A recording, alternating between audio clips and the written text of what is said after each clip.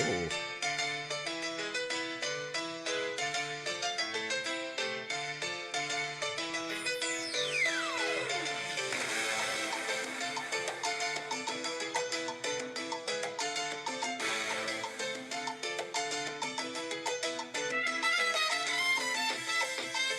I could just sit here and listen to this all day. Me too. What are we doing here? Salsa? With a little reggaeton in there. Ooh. Yeah, my friend mixes genres really fluidly. Oh, sweet.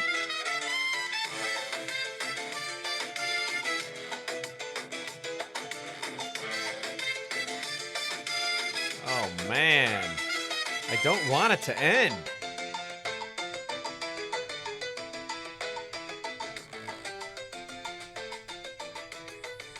All right, tell me about this music, Nancy.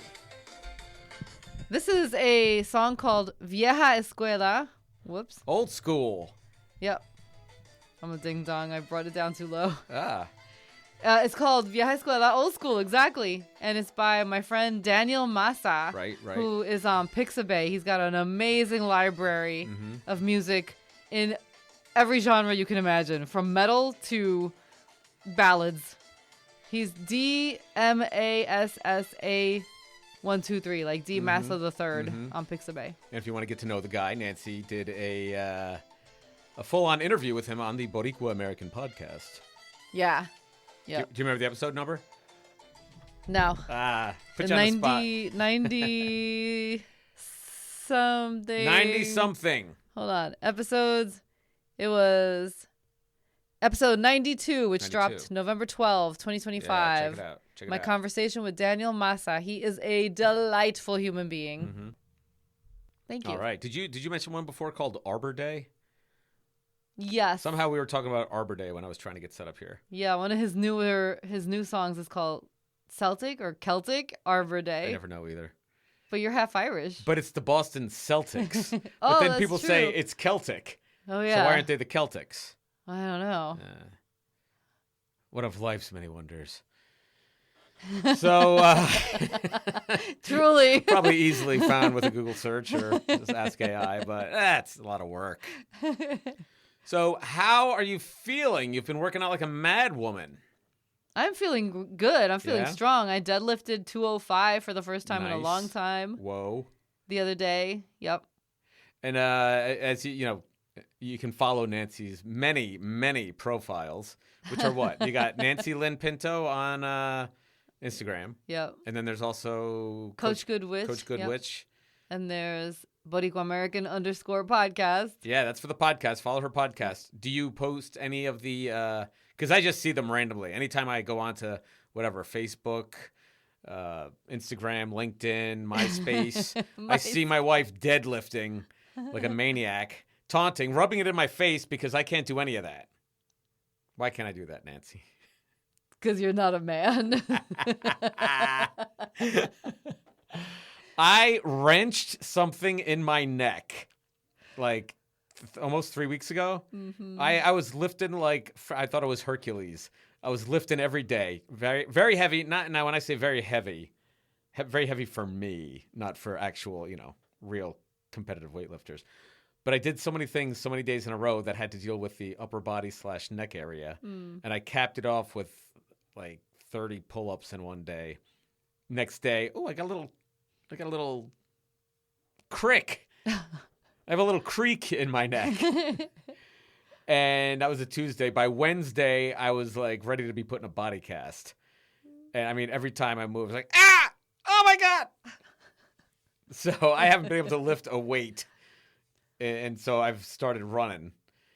And we go down to the park. I'll be running around the park. And then my sweet wife is over doing like kettlebells, and she's swinging for doing pull-ups and backhand flips off the top row.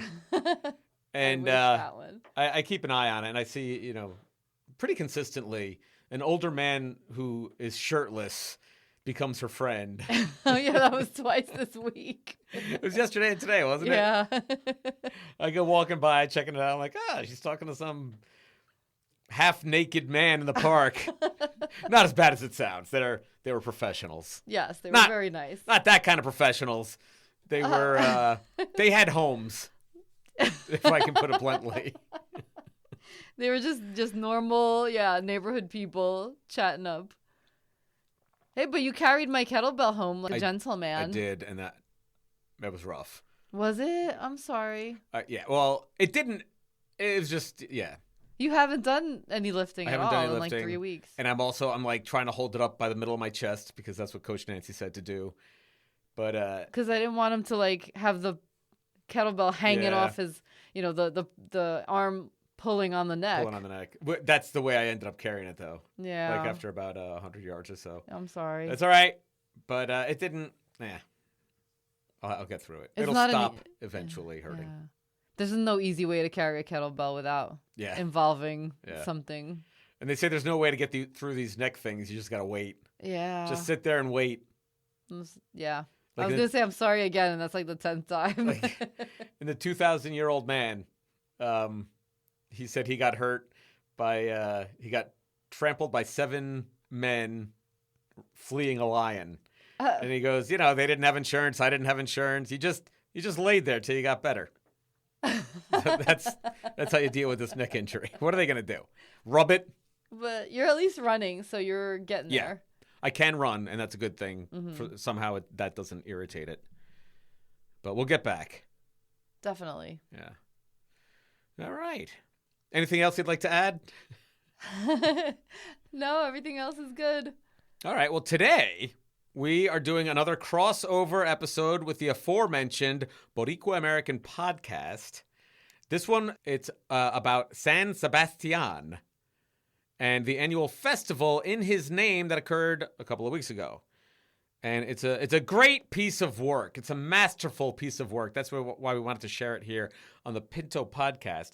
And you're going to want to stick around for the legend of Juan Bobo's pig. Not to be missed. Not to be missed. So without further ado, without further ado, here's the freaking podcast.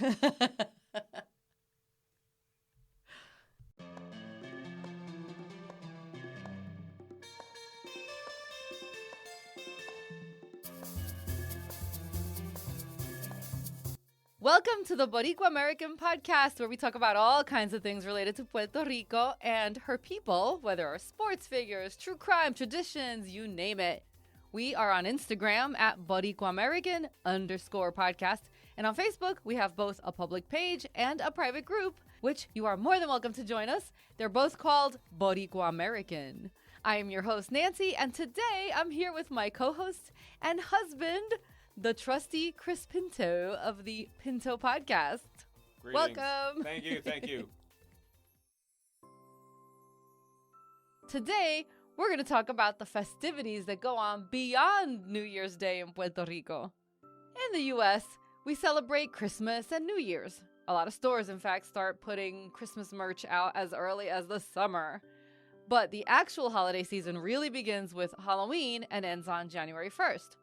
By January 2nd, most people in the U.S. have gone back to ordinary time, taking down decorations, going back to work, starting their diets or dry January or whatever.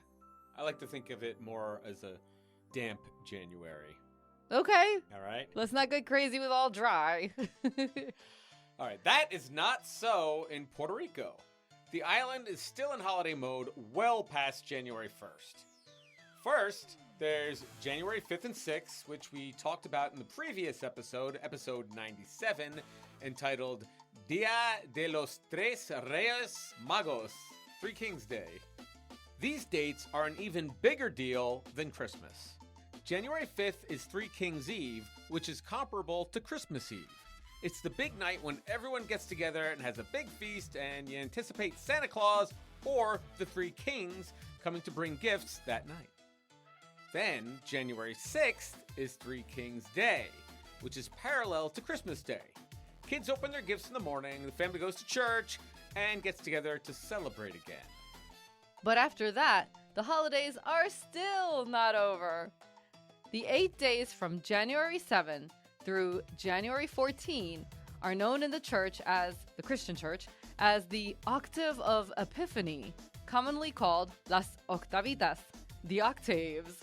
Is it octaves or octaves? Maybe octaves. I don't want to sound extra. I'm just not sure how the hell to pronounce it. I like octave. The octaves. Hey, play it at another octave. Okay. In the olden days, people would take this time to further reflect on the visitation of the three kings to the baby Jesus, as well as on Jesus' baptism. Even though, to clarify, Jesus wasn't baptized as an infant. He was baptized at age 30, and some churches designated January 13 as the big day. So if you count out 8 days starting January 6th, you get the 13th. Puerto Ricans are still predominantly Christian, but they're not as hardcore religious as they used to be. However, that doesn't stop anybody from hosting or attending parrandas and festivals all over the island. Nor should it. So the religious meaning may have faded a little bit for some people, but they're still gonna party. Good. It's like people who celebrate Christmas and aren't religious. Like, you could still make it your own thing. Right, yeah. Fun fact that has nothing to do with Puerto Rico, but since a lot of French people settled in Puerto Rico, there's my loose excuse. Oh, sorry, it's my loose. That? I did. I figured that was my loose excuse when I wrote this. I like that. My loose excuse. I have French ancestry, so there's the connection. Yeah. So January 14th is the Feast of the Ass, because the donkey is pretty important in the Bible. The first fota... that was also coined by me.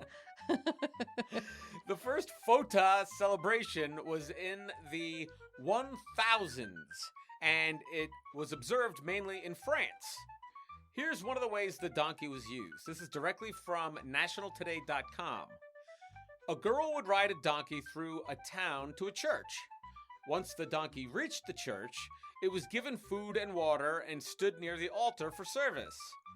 The crowd would bray back to the priest, and the priest would occasionally bray as well. The Feast of the Ass could apply to many in this situation. No, the Feast of the Ass was especially rowdy in the city of Beauvoir in northern France. I just thought that was funny. A donkey went to church and brayed, and they all brayed. They're all braying back and forth. The donkey's like, you call me an ass? Now, I have so many questions. How old is this girl? Was she unaccompanied? Did somebody, was there a chaperone? Was she a 30-year-old girl? Was she a 5-year-old girl? I know none of the answers. Okay, awesome. So this is extra, so research as you will on your own. Yeah. I just thought it was hilarious.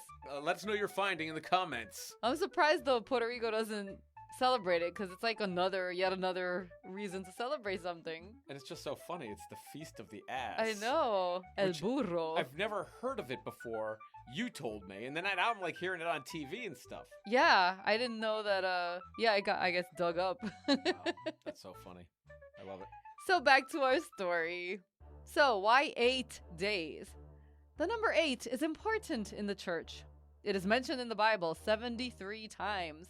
For example, it symbolized a new beginning after 7 days of creation. It was the number of survivors after the flood that wiped out the world the first time. Noah of the Ark fame and his family were a total of 8. And it's part of the resurrection story in the New Testament. There's a famous story about doubting Thomas, one of the 12 disciples, who had not believed that Jesus had risen from the dead after being crucified. So, 8 days after he rose from the dead, Jesus' ghost showed up in the locked room where the disciples were hiding out. They hid out from the Romans. He let Thomas touch his crucifixion wounds, and Thomas finally believed. I think he was also overheard saying, well, those could have been self-inflicted. Oh. Forgive him, Lord. Is that lightning and thunder out there suddenly? Ah! All right, no, Thomas, if you believe it, Thomas, we believe it. If you take December 25th, the date the church marks the birth of Jesus, and count out 8 days from that, you get January 1st. That's not only New Year's Day, but the church designated that day, when everyone is supposed to be hungover, as the Solemnity of Mary, honoring the Virgin Mother of God. church attendance is mandatory. Some might say that the Catholics are party poopers that way. I made you say that. Thank you. Anyway, that's known as the Christmas Octave. I get they've got several octaves. There's a lot of octaves. Yeah. Now we'll read from the book of Octave. We'll read the letter from Saint Octave to the Corinthians. Come on. Puerto Rico became mostly Catholic after Spain began the colonization process in the 1500s. From the Pope to the local priest, the church had a lot more power then, and the lives of citizens revolved around the church's calendar, which contained a whole bunch of holy days that called for 8 days of observance. These 8 days usually concluded with a significant feast.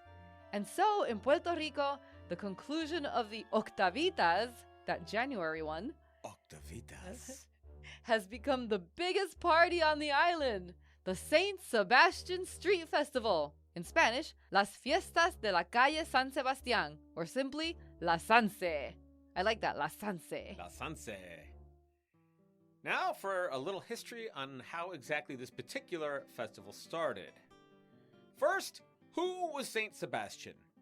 Why does this guy have the island's biggest street party named after him? Saint Sebastian was one of the first ever Christian martyrs. He lived in the 2nd century AD when Christians were being persecuted by the Romans. He got himself a job as a Roman soldier so that he could help imprison Christians and, of course, kept his religious beliefs a secret. Otherwise, he would have been killed. However, one day he got caught, and the emperor at the time, Diocletian, was that even close? I don't know, but I'm going to say Diocletian. Diocletian. It sounds like a hair formula. Diocletian, or El Pelo, ordered him to be tied to a tree, or post, and be shot with arrows. I know, I put like a tree or post, like that detail is the most important. Well, I don't want to get it wrong. I don't want to be historically inaccurate. Well, now, first I was picturing a tree like out in the forest. Now I'm picturing a post with like signs, one way, stop, no crossing, ass crossing. Okay, oh my god. All right, so they tied him to a tree or a post and shot him with arrows. He was left for dead, but he survived. A very religious lady named Irene came to bury him and found him still kicking. Okay, so the whole Roman army fires arrows at him, and then in order to clean up the mess and bury him, they send Irene. Little help, maybe? Oh my God, poor Irene. She probably scared the hell out of her. She's just like, all right, this is what I do. I go, maybe she was going to do a documentary that day. They had the camera following her. Yeah, this is what I do. It's a dead body. They shot him with arrows for like reading the wrong Bible or something. And ah! Is he kicking? I mean, these were crazy times. These crazy times. All right, so she, I'm just learning this in real time, by the way. This is all new to me. So she nursed him back to health. Uh-huh. Instead of laying low, he went back and pestered the emperor? Are you mad, man? Telling him he was sinful and that he had to stop with the cruel treatment of Christians. The emperor didn't like that, evidently.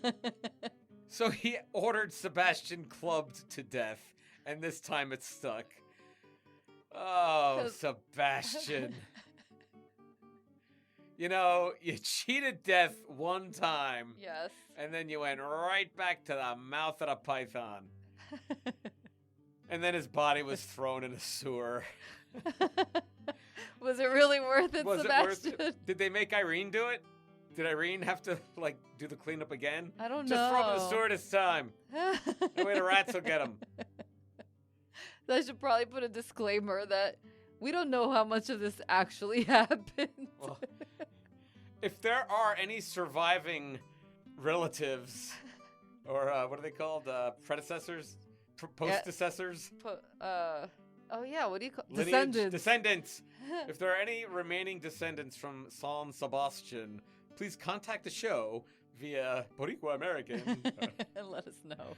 I was kind of hoping and thinking that it was going to be the Florence Nightingale effect, where Irina nursed him back to health. They fell in love. They rode off on their single pony into the sunset, and they opened a little roadside stand selling strawberry jam. You're channeling Goodbye Earl now, aren't you? Yes. Yeah. Yeah. No, I'm sorry. Oh, Saint Sebastian. It's got to end badly for a Catholic. They clubbed him. You think they made it quick, or did they start at the feet and break every bone in his body?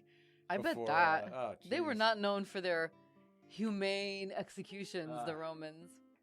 They made it as painful and as lengthy a process as possible. Wow. Catholics made him a saint for his loyalty to God over political power, his encouragement of others under persecution, and his refusal to back down, even facing torture and certain death, as we just heard. Later on, people would pray to him during outbreaks of the plague, believing he had special powers of protection. Where was he during COVID? Yeah. And also, a lot of Europe's population was wiped out during the Black Plague. Huh. So... Could have used a guy like him. Don't know if it worked. Yeah. Today, he's the patron saint of athletes. So he's my patron saint, because I do CrossFit. Why haven't we heard more about him then? I read that as you were saying it. He's the patron saint of athletes? Shouldn't there be his mural in every stadium across the land? You would think. Shouldn't we have a mural of him in our CrossFit gym? We're going to make one. I would think so. So, because it totally makes sense. He survived a barrage of arrows, which is like doing burpees. And he got up and he kept going. Do you think the soldiers who were given the one job of shooting him with arrows, were disciplined at all? Why? Because you guys, I sent you down there, kill this guy with a bunch of arrows. You all shoot him. He's full of arrows, and he walks away? Well, I guess he fell because Irene came and found his body. He probably was hurt at the very least. But they were supposed to kill him.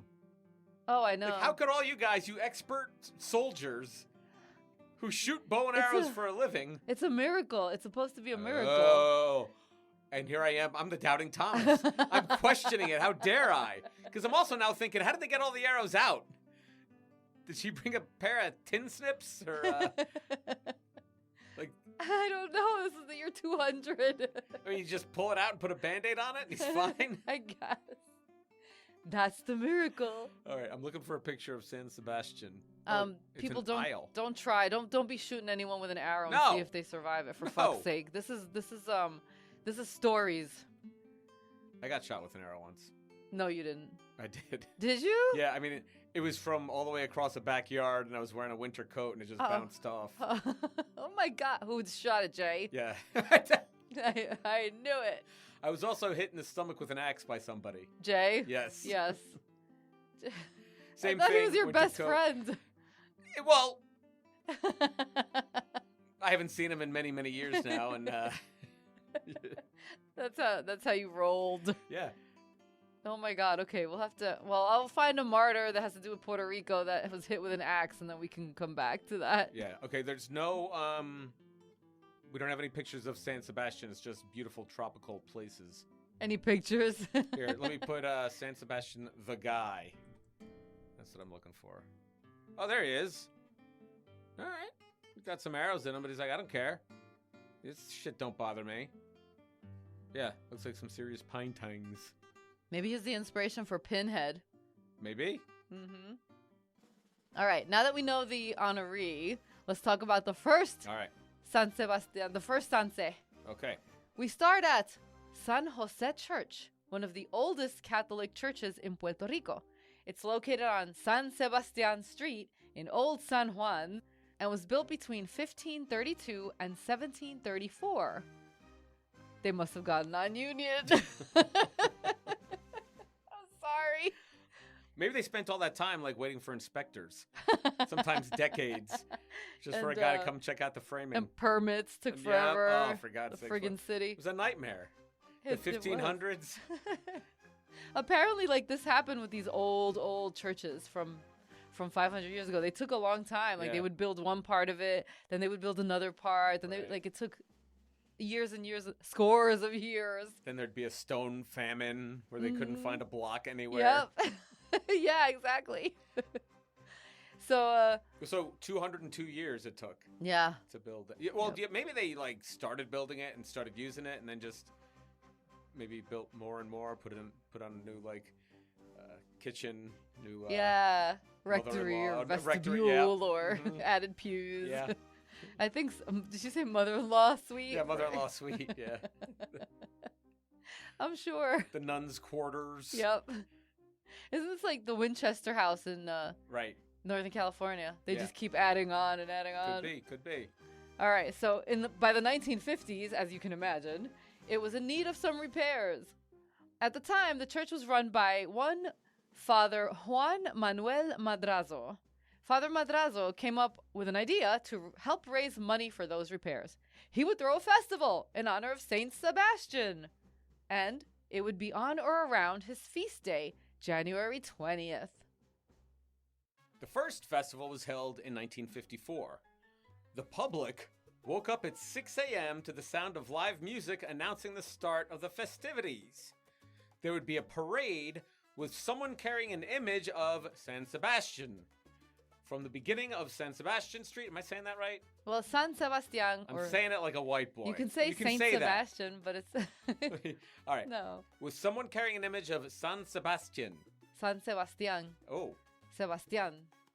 Somebody was carrying an image of San Sebastian. Yeah. From the beginning of San Sebastian Street to San Jose Church. Nice.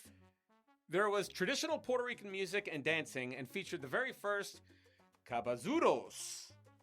These giant papier-mâché heads people. Well, that is true. You could leave it at that.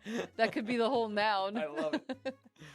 These giant papier-mâché heads people wore that are in the likeness of some important cultural or historical figure. This tradition was brought over from Spain. The first cabezudos at the festival were of the three kings and of King Ferdinand and Queen Isabella of Spain. I could be wrong, but I'm guessing that the Spanish royalty doesn't make an appearance anymore. But in 1954, it was only 56 years after Spain lost Puerto Rico as a colony after nearly 400 years of Spanish rule. So it's possible that Father Madrazo and a lot of other religious leaders on the island were of Spanish origin. Okay. You saw the cabezudos. Yes. I showed you in the reel. I saw the video. So you know what I'm talking about. Those were some very specific papier-mâché heads. And very good. Very detailed. Were they specific people? Yes. Yeah. Do you recognize them? Once in a while I can recognize someone, but not everyone. All right. In addition to that, a bunch of people on stilts came through. But they weren't just walking on stilts the way I would walk on stilts, or the way when I was on a construction site and I saw a guy come in to spackle the ceiling, would come walking through on stilts. Yeah. These people were dancing and spinning on one leg. One dude, he had one stilt on the ground and is spinning around, waving the other one. Yeah. As a spectator, I would get the hell away. So you don't get smacked in the head with a stilt. But I'd want to hold on to a rooftop or something. I don't want to be just out there without anything to hold on to. So were there famous stilts people in the San Sebastian times? I don't know. Why do you ask me questions? No, it was an added. It was good for the kids. It added to the festival, to the charm. Anyway, that first festival was a great hit, and it ran every year until 1959 when Father Madrazo was reassigned to another parish. Then, 10 years later, in 1969, history kind of repeated itself. This time, the players were Ricardo Alegría, who was a well-known Puerto Rican cultural scholar, archaeologist, and author, and Doña Rafaela Valladares de and Doña Rafaela. I'm sorry. Do you want me to take that? Yeah. And Doña Rafaela Valladares de Brito, a resident of Saint Sebastian Street, who was very concerned about the conditions of a local elementary school.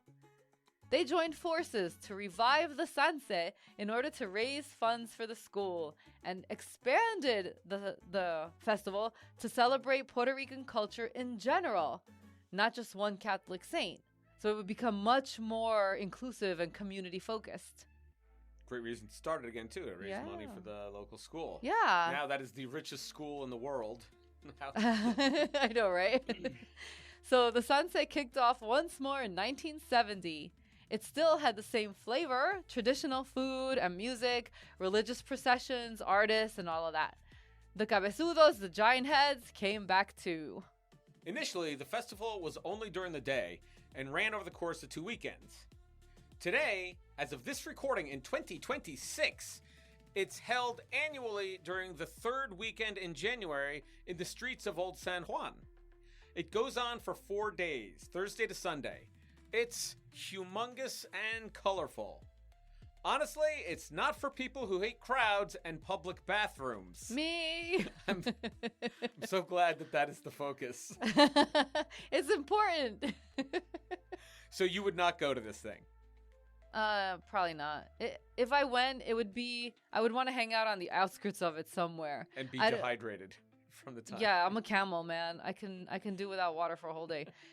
I would like to be somewhere where it's more open, like a plaza or something, but not in, like, you saw the video, there's like streets down these little narrow cobblestone streets. Like the streets are jam-packed. Mm-hmm. It's just too many people. I think I could handle it for a few minutes, but then after a while I'd get claustrophobic. Like, it's too many people. And it's moving. It's more, it's a lot of it is like a parade feel. Like, it's not just like stagnant. People are moving. But it's bigger than the one we went to last time we were there, down in Adjuntas. Bigger than the one, that Festival of the Sombrero? Yes. Oh, that doesn't even compare. The Party of the Hat. You'll see. Yeah, it's immense, this party. Because there was a lot of people, but you could always get out of it very quickly. Right. That was like a plaza and then maybe a block or two. Right. Where they had a couple stages set up. But no, this is insane. All right, so bathrooms we were talking about. Back to the bathroom. All right. Although I heard that locals rent out their private bathrooms, so bring cash if you go so you can go. But it sounds like fun. There's live music with several stages set up, and you never know which entertainers will show up. There's tons of food, drinking, dancing, street performers, art, costumes, vejigantes, stilt walkers, and puppets. Yeah. So it's like a fest. They've got stages set up, and they're not just local artists. They got local artists, but they also have big name artists that come and perform. Right. So yeah, this is a big deal. Like Ricky Martin? Probably at some point. All right. I've heard. I mean, I only looked at the lineup real fast for this current one that's going on right now because we're recording on January 17th, so it's in the middle of it. So it ends tomorrow. Yeah. Woo! And I recognize one band that was playing. Tuna de Calle, I think it is. Okay. Calle is a town, and a tuna, I think, is I know tuna. It's like tuna, but I think that means a group. Right. Okay. All right, so the cabezudos are everywhere. We need to talk more about them. Okay. Through the years, they have added more and more cultural figures, such as Patricio Rijos, a.k.a. Toribio, a famous guiro player. Guiro's that instrument, the gourd instrument, that you have a pick and you play it. It's like grooved. Right. And it sounds like like that. Okay, so he's a famous guiro player, and he's called El Rey del Guiro. The god of the guiro. The king. The king, okay. Juan Bobo y su puerca, a.k.a. Or in English, I should say, Juan the Simpleton and his pig. Love it. And Bad Bunny. Bad Bunny's playing. That one I would recognize. Well, I don't know if he's playing. These are cabezudos, so they make the big heads of these guys. Okay. Mm-hmm. All right. Want to know the story behind Juan Bobo and the pig? Chris, do you? Of course I do. Juan Bobo is a character from Puerto Rican folklore. He's a young Jibaro who lives with his mom and has a female pig, a sow. And the most famous story about him is that one day he dressed the sow in his mother's clothes and accessories so that she could attend mass. Your face. The pig ends up falling into a puddle of mud. From this incident came the saying, "Parece la puerca de Juan Bobo." Looks like Juan Bobo's pig. For anyone who is way too made up. Oh my God. So he still brought the pig even though it fell in the mud. I guess. That's awesome. So this reminded me of the King of Queens we just watched. Yeah. Where he tells her she wears way too much makeup and Oh. she looks like she's in an opera. So this would apply that he was thinking of her like, parece la puerca de Juan Bobo. That is not nice. Oh my God. What did the mother think of this? Or there's no... I don't know. I hope he wasn't like trying to pass off the pig as his mother. Like, oh yeah, she's right here. What do you mean my mom didn't go to church? Oh my Come God. on. No.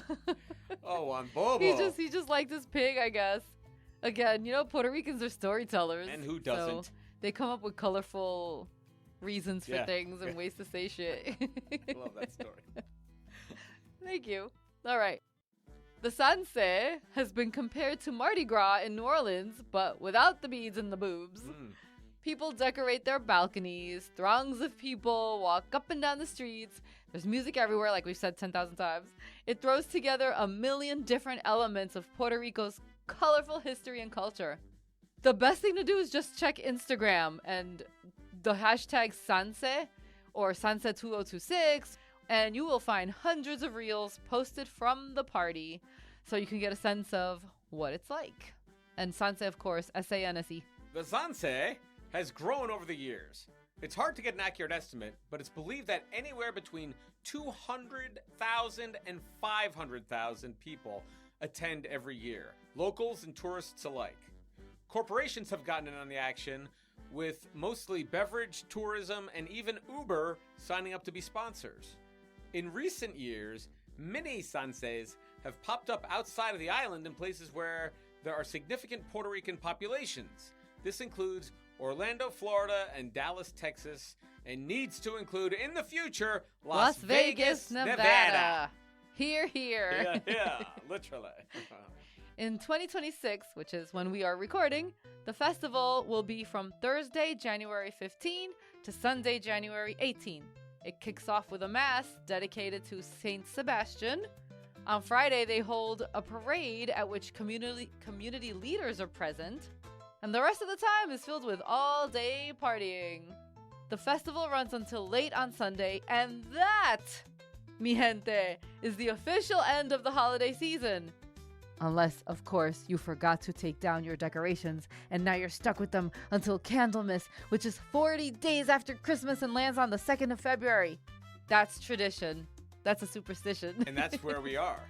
We didn't take down our decorations, so now we have to... We are dedicated till Candlemas. Yeah. No, that's only 2 weeks away. We drove around the neighborhood last night a little bit, and houses still had, I mean, not all out crazy decorations, but there were many houses still with Christmas lights up. Yeah, there were. So yay. Well, I'm looking at the Instagram page. Uh-huh. It's not this year. I'm looking at, here's one from January 23rd, 2023. And yeah, it totally looks like Mardi Gras. There is not room for anything in the street. It is wall-to-wall people. Mm-hmm. What do you see, Nancy? Oh, no, I don't want to be there. You don't want to be there? You don't want to be like right there in the middle? It's a sea of people. It is literally like shoulder to shoulder. I think the best thing would be to be up on the balcony. That's the best view, but no, esto no. It looks fun. Like, I would like to do it, but I'm not even afraid of like COVID or anything like that. It's just too crowded. Right, I got you.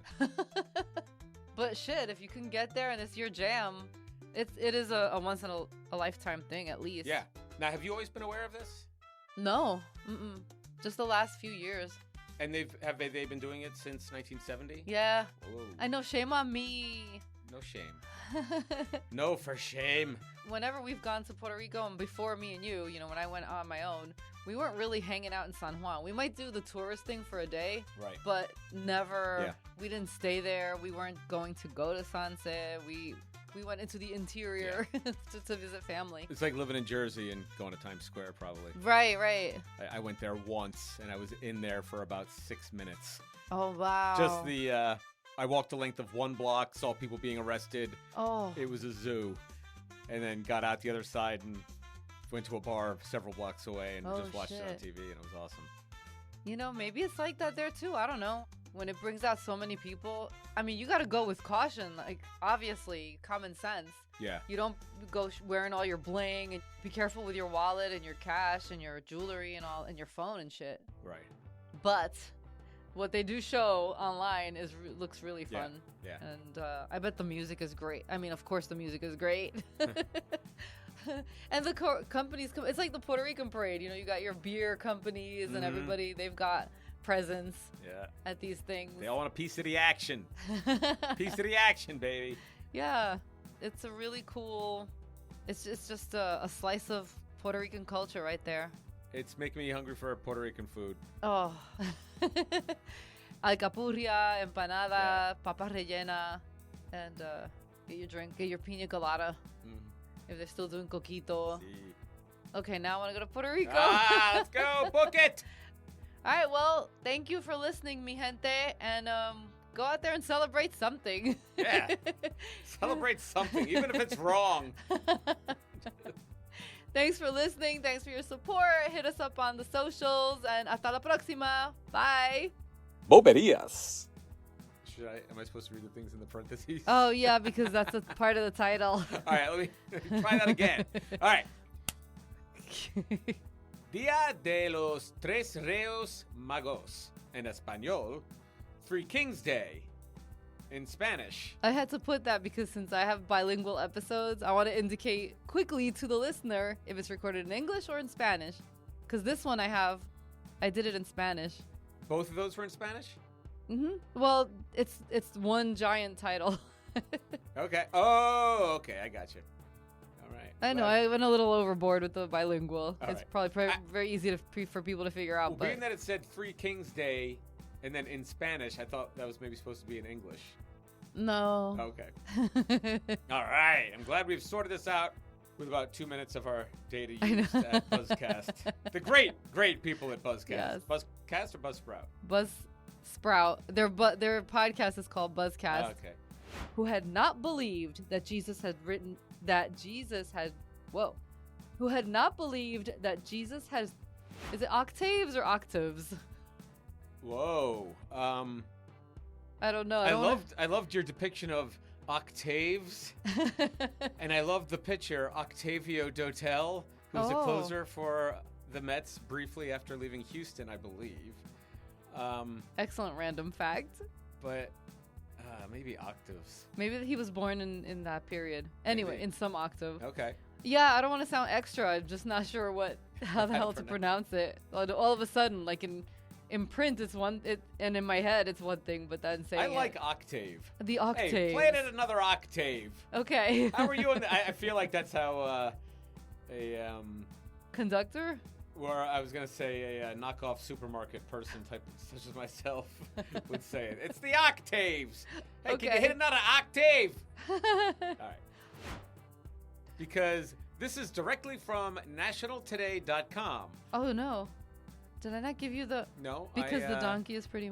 I am still at a 3rd grade reading level, and I skipped an entire line. All right, now I've expanded this to 170%. Where was I? Let's start over with January 14. Okay. Please.